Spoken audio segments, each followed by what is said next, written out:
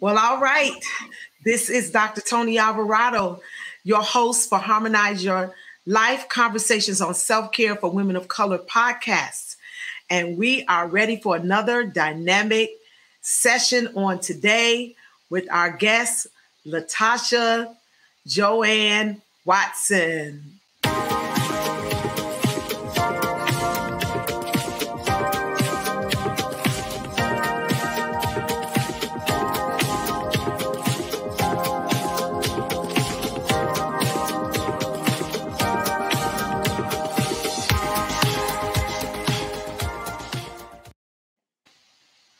All right, LaTasha, it's good to have you with us on today. Thank you. It's good to be here. I am so glad to have you as our guest on the Harmonize Your Life podcast. And I'm just excited about you being here with me today to have this conversation about just self-care and particularly to share your story, to share your journey with our podcast audience. You know, I want to say to my listeners that LaTasha has an amazing story of triumph, and I'm going to let her share her story. But I'm just so proud of her. I have known her since she was a little girl. Mm-hmm. We are actually god sisters. We met when we were both I'm a little older than she is, but but I met her when she was a little girl, and I was much younger. And watched her grow up. And I'm just so proud of the things that she has come through. And I must say, LaTasha, having heard your story the other week, I actually had an opportunity to hear your story a few weeks ago on Facebook Live. And I must say, you know, having known you all these years, I still didn't know some of the things that you had experienced. I knew some of it, but I didn't know all of it. And so after sitting there and listening to you a few weeks ago share your story on Facebook, I knew that I had to have you on the podcast. And so I just want us to talk today. I'm so excited that you are here with us. And our topic today, overcoming trauma, pain, and abuse, is what I want to talk about, and particularly just wanting you to share your story. So talk to us. I'm so thankful to be here. And I just think it's like full circle, because you remember me when I was a little kid, but I don't remember ever not knowing you. That's how long it's been.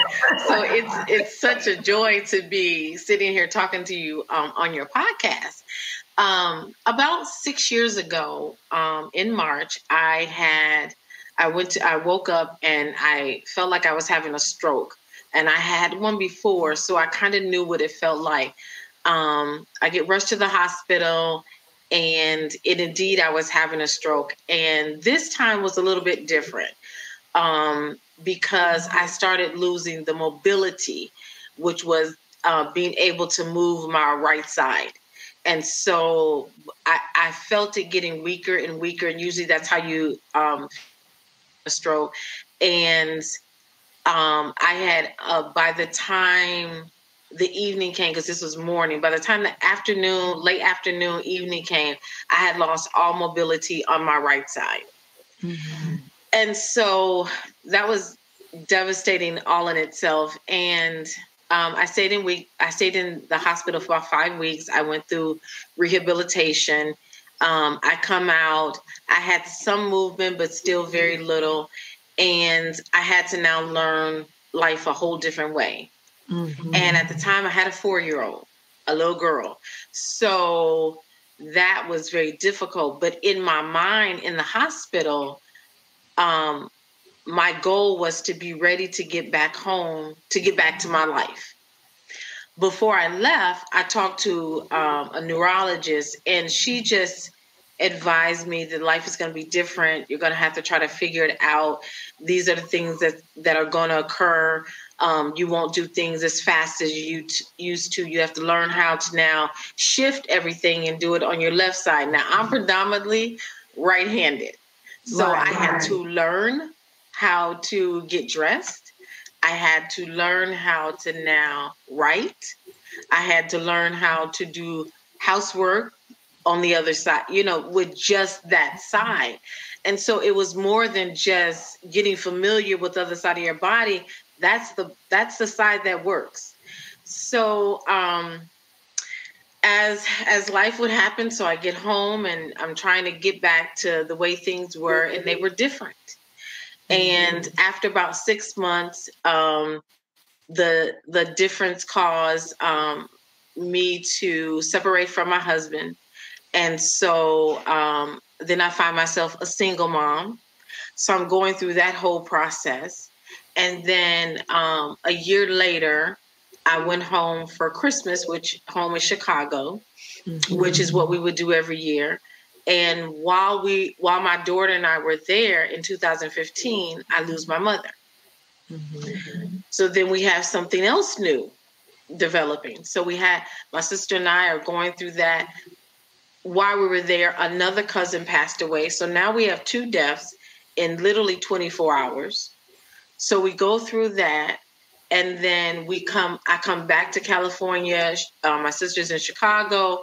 And then my cousin that we also grew up with was killed in a car accident. So now I'm dealing with that. So it was a lot. And the one thing that people say is you have to learn how to live a new normal. But because there were so many new normals, and it was before I could get used to one, here comes another one. Yeah, because things happen, all those events happened within about a year and a half. So it was very difficult. And so when you talk about self-care, I really wasn't sure what that was. I had to actually identify it. How do I now take care of myself in the new normal that I'm in? Yeah. So one of my ways, I'm a Christian. So my first thought was Father, because let me back up. When I was in the hospital and I'm sitting here while my strength is draining, and I said to the Lord, I said, now this event does not negate your promises for me. Wow. I don't know where it came from. I don't know if he needed to hear it, or I just need to say it out loud, or maybe it was a combination of both. But I knew he was with me. You have to know at each stage in your life, any event in your life, good, bad, or indifferent, God is still there. Even in the pandemic and the racial things that are going on, God is still with us. And I heard a pastor say, one of my old pastors actually said, if you knew where God was before this transpired, then it's easy to bring him into where you are if you knew where he was at the time. So as I started this journey, at each part of the journey, I had to get earthly wisdom and I had to get spiritual wisdom. I had to hear the Father tell me certain things to do in order for me to live this new life with all these new normals. Wow. So part of the journey was finding out, okay, now what do I do? Because that's the first thing everybody asks, what did you do? Well, I had to take it literally step by step, but sometimes moment by moment, because all kind of emotions are coming. And so you're frustrated, you're angry, even knowing God is there. You're not sure what to do. But I remember a friend of mine, her name was LaTasha Johnson, and she's actually a therapist, family and marriage therapist. And she said to me, Tasha, I know how you feel about your daughter, and your mind frame is, I just want her to be okay. But she said, now listen to this part though. I need you to be okay, because if you're okay, she's okay. See, and I said, okay. And that's not the route we normally go. It's always, let me make sure everybody else is okay, and then we take care of ourselves later. But I'm learning through this journey, I have to be okay, and everybody else will be. Right. Because of course, as a mother, the first thing we think about is our children. because our mothers did it, I'm sure,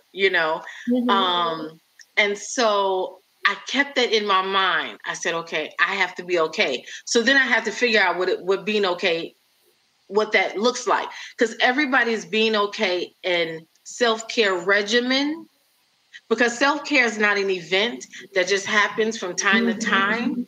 It's a everyday process, but it may look different every day, and it may look different for different people.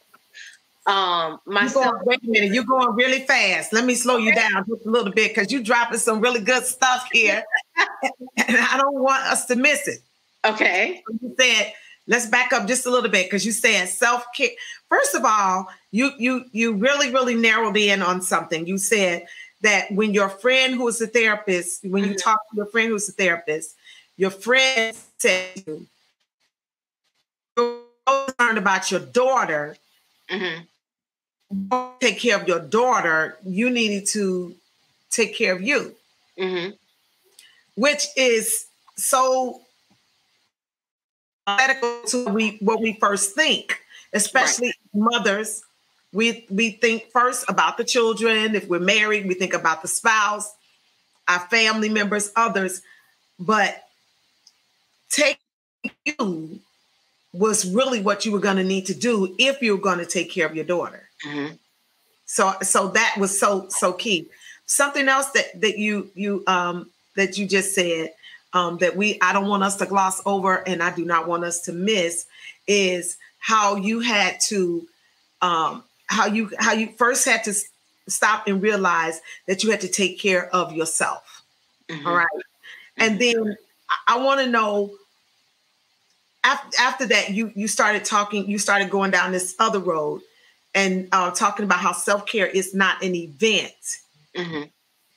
Talk a little bit more about that, because one of my statements, or one of my mantras about self-care, is that self-care is not an activity. Oftentimes we think self-care is just pampering myself, going to the spa, getting my hair done, whatever, going to get my nails done. And we relegate self-care down to pampering, And I know that being an independent Mary Kay consultant that you are, put that up there. Right. Mary Kay consultant. So you said you found out that self-care is not an event, right? Talk a little bit more about that. All the things that you said are different activities that we do, that we incorporate into our regimen. But self-care, I believe, is a mindset, because I needed to get my mind right and wrap it around everything that I have been through in such a short period of time, because there are certain things that I had to do after my divorce. There's certain things I had to do after the death of my mom. There were certain things I had to do after I lost all mobility. And so I had to wrap my mind around that, because when you are used to functioning, it's one thing to be born and you have what people consider a disability. So you just learn that's actually normal if you're born that way. But this happened to me at 46. And so I'm 46 and I'm considered by society disabled. Well, that in itself threw me off. So I had to come up with something different. I just do things differently. I do it on one side. I'm a little bit slower, those things. So you have to wrap your mind around first what's going on. And then you have to figure out, how do I now operate in this area? What's going to be? How old were you, LaTasha? How old were you? 46 at the time. 46. And then all of a sudden now you're labeled disabled. Right. Well, actually, when it happened, I was 44. Yeah, so it was a couple of years before that. Yes. 44. Okay. And I hear you. So, I mean, like you said, it's one thing, and I'm sure, being born with a disability or a challenge is one mean, but when you're going along with life, you know what I'm saying? And life just happens. Right. 44, you're in the prime of your life. You're married, you have a child, all of those things. And all of a sudden now I'm labeled disabled. And at the time I was going to school. School, and it was online. So I had a lot of things on my plate, and everything changed. I had to come out of school for a while, and I had to figure out how now when I go home, how to operate differently, because my walk is different. My grooming is different, because now I'm a little bit slower, because now I have to do it one side, so I have to kind of figure it out. But I was determined to not let it in my life. Wow. Because if I was still going to be here. You hear what she said? She said she was determined not to let it in her life. That's good. Yeah, it would be a little different, but I didn't feel like my life had ended. Because again, I feel like, God, you're still here. You were here the day before it happened. And so you didn't leave, because I believe the word when it says you'll never leave me nor forsake me. So he hasn't left. It's our perspective. Thinking just because something happened, he's left. But if he said, I'll never leave you nor forsake you yesterday, then he's still there on today, irregardless to what happens. And so that's self-care, feeding yourself with the word, because whatever you feed yourself with is how you're going to operate. So if I doubted God was there, everything would be negative. I would operate negative. I would see things negative. But because I knew God, and because I kept him at the forefront of my thoughts, he was at the forefront when I was frustrated and mad. He was at the forefront when I didn't understand, why is this happening to me?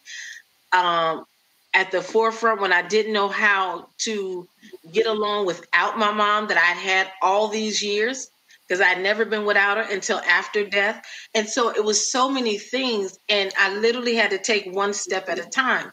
Because the one thing that I remember, I'm going to back up to when I was in the hospital, after I said to him that I knew this did not negate his promises. I asked him, are you going to heal me? Now, I know there's a lot of people out there that don't know me, but those people who know me know I'm very specific and I'm very analytical. You're very specific and you're very analytical. Okay. All right. And then what? Are you going to, here on earth, or in both, I could be healed? And so I felt as though it was here on earth. And I said, okay, now it's not going to be like the day before you take me home, like I'll have time to walk again and all this, So I asked him all that. I needed to know up front, because when the Bible says that we prophesy in parts, so he gives us little parts. And as long as I know you're going to heal me, I'm nosy. I want to see you do it. Just like all the people in the Bible, you parted the Red Sea, you pulled Moses through, you pulled Joshua through, you did all these things. So I want to see you do it for Tasha. If you don't do it, if you have no prospective person, then I want to see what you're going to do for me. Mm-hmm. I want to know what healing is going to look like. I want to see what's on the other side, but I can only see on the other side if I get over there. Okay. So at that point, whatever it took, we're going to see what's on the other side. Okay. Now, from there to now in my journey, has it been easy? Absolutely not. But has it been worth it for where I am today and what I feel today? Absolutely. Now, am I walking without this brace? No, but it's coming. Okay. I'm still on the journey. Okay. But I just believe that when God gives us promises, in order for other people to benefit, we have to go through it. The problem is sometimes when we get in a journey, after we said yes, we like, wait a minute, I didn't mean this when I said yes. Mm-hmm. You don't know what that yes means. You don't know what that means. You do not know what that yes mean. Right. So Tasha, you asked God if he's going to heal you. Mm-hmm. And today, how many years has it been? It's been 4 years. 4 years. No, it's been 6. I'm sorry. It's been 6. 6 years. So you're 50. 51. 51. Mm-hmm. And so for the past 6 years, you've been living with this, with the effects of your stroke, which is paralysis on your right side. Mm-hmm. So can I ask you this question? What does healing look like for you now? Because, sometimes when we ask for healing, we tend to go straight to, the physical, whatever the problem is, being totally resolved. But with your current condition as it is, what is that like for you? And how do you define healing now on this side? I'm still waiting on the manifested healing because I want to lift my hand. I want to lift my arm completely up. I want that mobility. I want to be able to write with my right hand. I want to be able to walk in heels, not wear a brace because my ankle doesn't flex. And my wrist doesn't flex. Are you doing therapy, any physical therapy, any treatment? What kind of treatment are you doing? I do occupational therapy. I'm an occupational therapist. I don't go right now because of the pandemic. Okay. And then I have a physical therapist, so for my arm and for my leg. But in the meantime, I started doing yoga. And who are you doing yoga with, ma'am? Dr. Toni. And Jada, right? Yes. Okay, Jada, right? She's in my Monday night yoga group, y'all. She's in my Monday night yoga group, and you can learn about the Monday night yoga group. Email me. You can go to my website, drtonialvarado.com. Shoot me an email or contact, and I'll tell you how to get with the Monday night yoga group with Jada. I'm not the yoga instructor, but I'm the host of this particular yoga group of women who meet every Monday night. And LaTasha is in our yoga group. Okay, good. Tell them how you're doing yoga. So I do it like I am. I do what I can. I didn't know anything. And this is see, there you go, dropping stuff. I do what I can. See, that's what I'm talking about.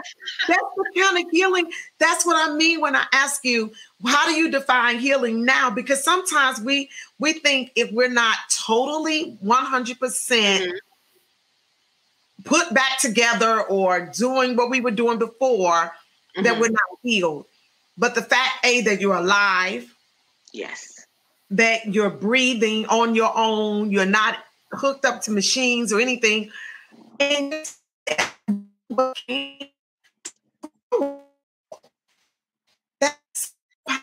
sometimes, no pun intended, you have a stroke that has literally paralyzed. You have paralysis on the right side of your body.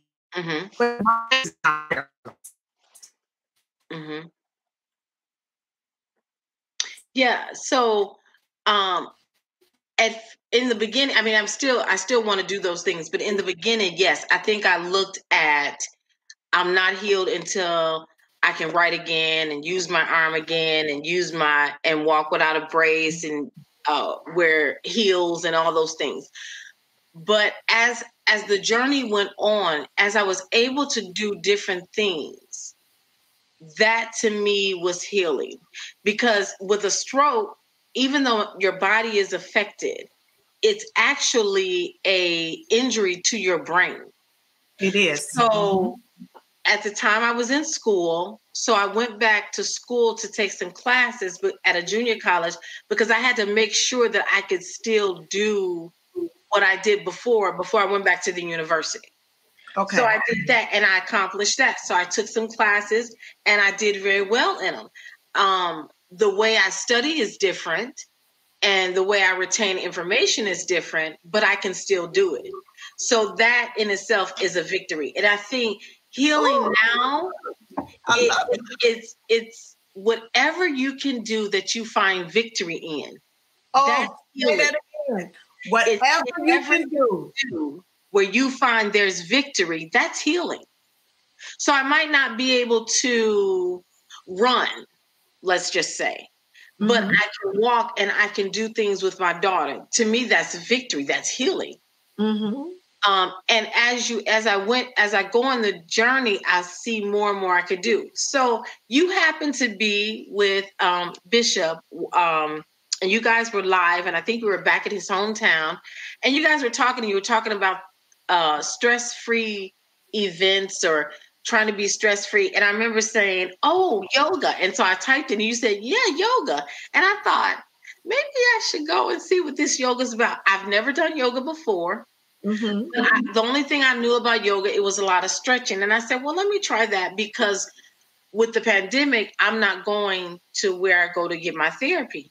So I remember you inboxed me all the information. I said, well, let me surprise my sister because she's doing it. That'll give us something to do together. And it makes you, because we're online, it seems like we're closer. So I went to the yoga class, and I'm doing some things I can't do at all. So the things that I can do, I would do. So one of the things that you guys do is you get on all fours, and I can't stretch my hand out to get on all fours. So I was trying to get my hand out, and I just kept stretching it. And I found myself relaxing, because when you've had a stroke, you've seen people where their arm is closer to their body and their fingers, because you have two muscles, one to pull in and one that pulls out. And so it's easier for this muscle to come in. So I found myself relaxing, and I think it was probably the third week. I was able to open my fingers, and they would sit there for a few minutes, and then it would kind of close back again. And I thought, am I seeing things? So I did it again. I called my daughter in the room, and she's like, what, Mom? And I'm showing her, and she's like, oh my God, now you really have to cut your nails. And so it was so funny. And I don't think she really knew the totality of what God had done in that moment. But she was just so excited that I could do it. We were celebrating together. And that to me was like one of the biggest victories I've had in all that I've done. I mean, I've had to learn how to cook. I had to learn how to drive. I had to, I travel with her, and I go places with my family and things of that nature. But that moment right there, it made me remember what he promised, that he would heal me. And I knew I was on my way, and I had never done this before. And I know this pandemic has been horrific in so many ways. But if we look at some of the things that it has done, I don't know if I would have did yoga had we not been in this. I'd have been at therapy. Wow. You might not, I don't know if I know you're always exercising. You're always doing something. You might not have done yoga in the pandemic. I don't know if you did it before. Well, I remember following you. I did yoga, but I did it at the gym. Oh, okay. But then, like you said, doing the shift and doing what we can do. So this pandemic has brought about so many shifts. One of the shifts for me was I was going to the gym every 5 days a week, and I would meet my trainer at 7. And on Monday, Wednesday, and Friday, I would leave from my trainer and go into the yoga session at the gym. But when everything shut down, one of the first things that closed in Georgia was the gyms.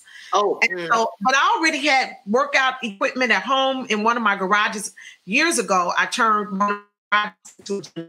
But then, I started going to, when I found this with my trainer, my particular trainer, Gabe, I started going to the gym where he works. And so I was not really using my gym at home. So this pandemic made me have to come back home. And so Gabe started coming to me 3 days a week.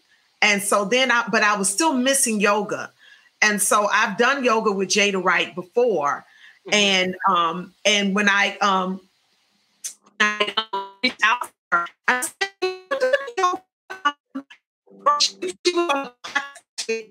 Jada did a session for this podcast. And afterwards I spoke to her and I said, are you doing any virtual yoga? And she said, as a matter of fact, I have a few people that I'm doing yoga for. And so she was like, yes, if you want to host a group of ladies, and I was like, yes, let's do it. So we meet on Monday nights, but it's been a real blessing. And what I'm finding is it's not just blessing me, but it's been a blessing to others. And what I love about is you're in San Diego, Janine and Felicia are in Chicago, and Melody is in. She goes between Virginia and North Carolina, Charlotte and Virginia. And then I think, who else? Someone else is in North Carolina. I got 2 or 3 women from North Carolina on there, a couple of women from Chicago, my aunt and some others. Mm-hmm. And so we're from all over the country, but we're able to come together on Monday nights for this yoga session. And it is wonderful. So if you're interested in being a part of the yoga session, there again, I'm putting my website up there so you can contact me there. I have a contact form there. You can email me, and we can talk about how you can get involved in the yoga. But so LaTasha, that I was so proud to hear that you did not allow, and this is so important. You're talking about overcoming trauma, pain, and abuse, and you didn't even really get into the abuse part. But I wanted to hear a little bit about that, because you said that the stroke changed even your relationship with your husband. Yeah. And so, what kind of trauma, pain, or abuse did you experience there that you had to overcome? When you have a stroke, what they tell you, because you have counselors that come in and talk to you. And the one counselor said, things are going to be different. So you guys are going to have to really, I would have to be patient with myself because I'm different, and I'll be frustrated because now I'm doing stuff, with the other side of my body. So I might not do it as fast or as good as I did before, and then learning new stuff. So I would have to be patient with me, but as him as well. I found that the other thing that they say when you have a stroke is the first thing you want to know is when she's going to be better. When am I going to be better? And you don't know, because again, it's a trauma to the head, to your brain. And it's when your brain heals that everything else heals. And so you don't know, because everybody is different. I've known people that had a stroke like I did, and they're fine walking around, hands up. And I'm thinking, what? And so I had to remember, okay, it's everybody is different. And what God is doing in you because of your stroke is different than what he's doing with them. So you can't focus on that. Mm-hmm. But we tend to do that. And I really just believe that he could not handle it, because they tell you we don't know, she could be like this for the rest of her life. Or she can heal tomorrow and be completely fine. And I just think that was something he did not know how to handle. Okay. And so when I came home, it was very different. We weren't as close. The communication wasn't there, and things of that nature. Now, does it happen to everybody? No, because I've heard of couples who were fine. And I had to deal with that in my mind too. Well, what could I have done better? What caused this? And well, why couldn't he handle it? And what? So you go through all that stuff in your mind. And for people who say, well, you're a Christian, so you don't need counselors, forget about that, because yes, you do. You need somebody to talk that thing through. Mm-hmm. Mm-hmm. You need, because here's the thing: if you don't talk it out, you're gonna talk it inward. And so the inside of your body is going to hear everything that you are saying, and you're not a professional. At least I wasn't a professional. No. And I talk things out. And what happens is, and even if you are, Tasha, even if you are a mental health therapist, every therapist needs a therapist. Yes. And so exactly you cannot heal you. You can't talk yourself through that by yourself. You need some other people to talk that out to help you process that. And so I appreciate you saying that even as a Christian, just even in our culture as African Americans, sometimes we do not seek counseling. We don't seek therapy. We don't seek the help that we need. And so we try to work through that on our own. And oftentimes, like you said, if you're not talking it out, you're talking it inward.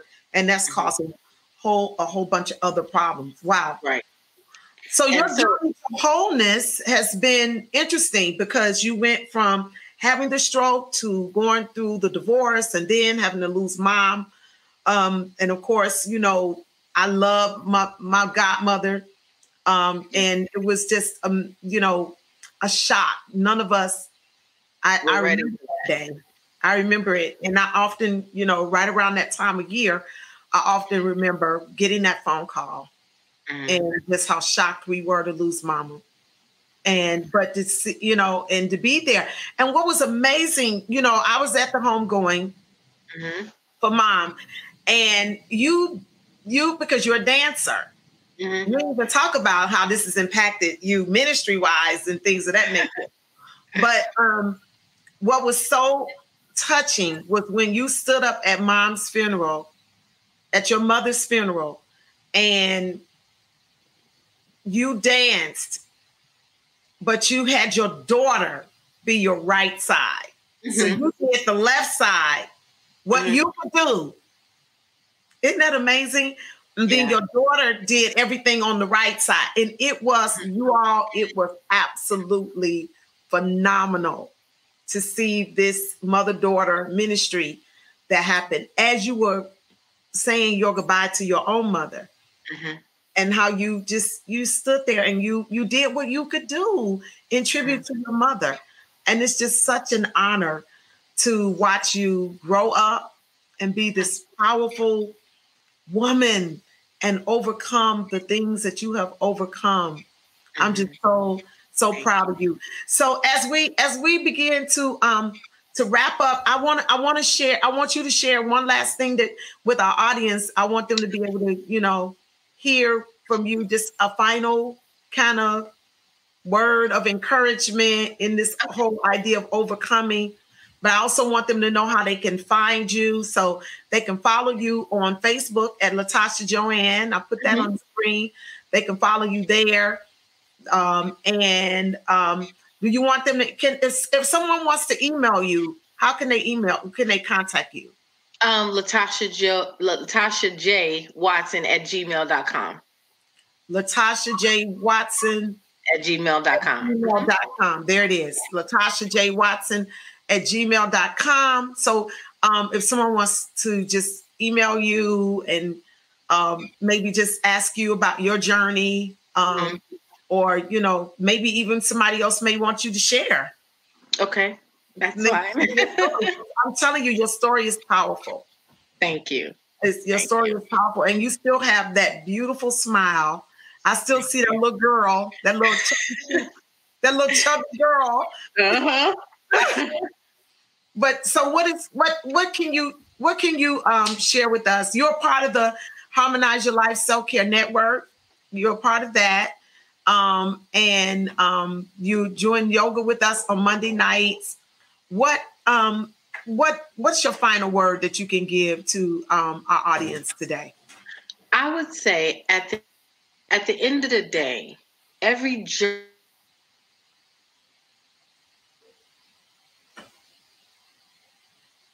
and believe that God has your back.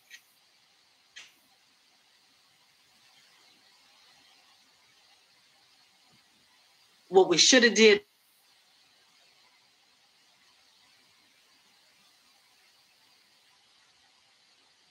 I'm gonna let you say that again because we're having some problems hearing you in the studio, LaTasha. So I'm gonna give you a second. I think that's just a little connection issue right there. But as soon as it clears up, I'm gonna have you say your final words to us. And but I want our listening audience to know that LaTasha has a powerful story, and you need to reach out to her, follow her on Facebook at LaTasha JoAnn, and you can email her at LaTasha J Watson at gmail.com. I'm so proud that she is a member of our Harmonize Your Life Women's Self-Care Network. And so, LaTasha, one more time, we had a little bit of okay. Stuff, so we didn't hear your final words. So will you repeat that for us? Okay. I was saying that everybody has a journey, and everybody's journey is different. And the audience that you have to help someone, you have to make it through your journey, because at the end of the day, we have to remember that God is in control of everything. Nothing happens without his control, without him knowing. And he's not, when I had a stroke, he didn't get scared like, oh my God, angels, what are we going to do? LaTasha had a stroke. He knew. He was right there with me every step of the way. And at the end of the day, irregardless of everything that has happened to me, at the end of the day, my pastor always says, this is about you and the Father. Whatever I need to learn, wherever I need to grow, is between me and him. And then I'm able to help people that need what I have. Because who I can help, maybe Dr. Toni can't reach them. But if I didn't make it through my journey, then they're just standing there waiting for someone else to take the same journey. You see, and that's why I call it a journey. That's why my book, Harmonize Your Life, a journey. Y'all see that? A journey towards self-care, because it's a journey. Yeah. It is a journey. It's not, and it's a constant everyday moving, doing what I can do today. Right. Taking it, I heard you say, taking it one step at a time, one moment at a time. Yes. Sometimes you wanted to be further down the road than you are now, but you had to take it one moment and one step at a time. And I'm just, you didn't know all of what you were going to be able to do, but you did. I heard, I love what you said. I did what I could do. And then look what happened. 3 weeks in, you were able to stretch the hand out in a way that you haven't been able to do. And so I'm just so proud of you. And you started a new business, right? Yes, I do. I'm a Mary Kay beauty consultant. And even that, it's so interesting. I had done it 25 years ago with my best friend, Renita, and when we lived in Wisconsin. And then I didn't think about it anymore. And since this stroke, I've been thinking, what could I do? Because going to a job, trying to type and all those different things I'm unable to do right now.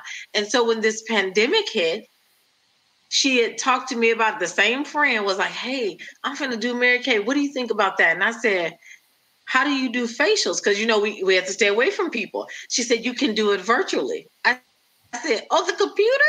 And she was like, yeah. And so I started doing that. And so I do virtual facials and little spa, spa at home. It's not the spa that you go to, but a little spa at home to help there. And you never know what people need. Sometimes people just need to talk. I had, I did one yesterday with my niece and my cousin and my sister Janine. And we had such a good time doing these facials, but we were talking because people need to talk. They need to say what's going on. And you never know what God is wanting to do through you through this time. So be open. Listen, y'all see, I put her email up there. You all email her and book her for one of these virtual facials. I want one. I want a virtual facial. I want a virtual facial. And I just love that. You have not allowed that stroke to stop you from moving your life forward. You said, I want to live. Yes. I'm going to live. And I love that. You are living, and you are living victoriously. LaTasha, thank you again. Thank you so much, Dr. Toni. Thank you so much for coming on to our podcast. Thank you. Thank you. You all subscribe to my YouTube channel. Please subscribe to my YouTube channel. Go to the website. Join the Harmonize Your Life Self-Care Network Women. Come on. We are growing too. Our network is growing, LaTasha. It's growing. Know. I mean, and I'm telling you, when you join the network, you get the link to Tea Time with Dr. Toni. And I'm telling you, Tea Time is good.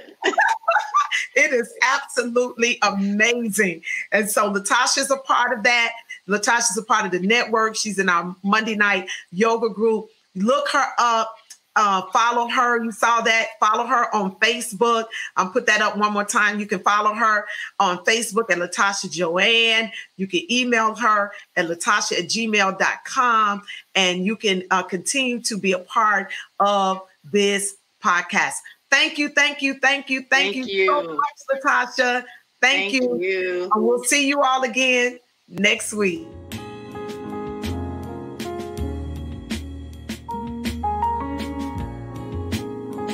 Hi, this is Dr. Toni Alvarado. I am so delighted about bringing the Harmonize Your Life podcast to you. Would you do me a favor? If you are enjoying this podcast, would you email me at hello@drtonyalvarado.com? I want to hear from you. I want your feedback. I want to know if there are any other topics that you are interested in as it relates to wellness, self-care, nutrition, or just overall bringing harmony into your life. Email me, contact me at hello@drtonyalvarado.com.